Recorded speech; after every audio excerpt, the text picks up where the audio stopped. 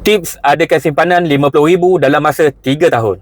Video ini khas bagi tuan-puan yang tengah berusaha untuk kumpulkan duit kahwin ataupun nak jadikan sebagai deposit rumah ataupun apa-apa kegunaan RM50,000 pada tahun 2028 nanti. Sebelum ini, kalau tuan-puan pernah berusaha kumpul dalam bentuk duit tapi asyik tak berjaya, sebenarnya tuan-tuan dan puan-puan boleh kumpul dalam bentuk emas. Caranya mudah sangat. Yang pertama, pastikan tuan-puan buka akaun emas Public Gold secara percuma. Selepas dah buka akaun Public Gold, tuan-puan dah boleh konsisten simpanan sebulan sekitar 2.2 gram emas.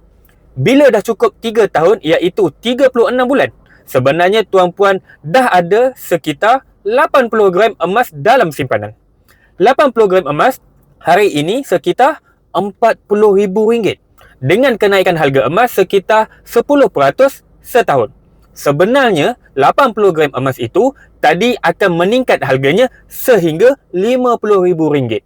Kenapa kalau kita simpan emas lebih baik berbanding dengan simpan duit? Pertama, simpanan tuan-puan akan lebih kekal kerana jika tuan-puan simpan duit-duit itu mudah dikeluarkan dan mudah untuk dibelanjakan. Tetapi berbeza dengan emas. Emas ini tuan-tuan dan puan-puan perlu jual dahulu untuk dapatkan duit supaya tuan-puan boleh gunakan duit tersebut untuk dibelanjakan. Aset emas, aset yang mudah dicairkan. Tidak ada masalah pun. Kalau tuan-puan nak jual emas, itu bila-bila masa, asalkan tuan-puan dah capai matlamat simpanan dan emas tersebut dah disimpan 2 tahun dan ke atas. Bagi yang berminat untuk mulakan simpanan emas Public Gold, boleh klik link di bio ataupun sign up terus untuk saya bantu sebaiknya.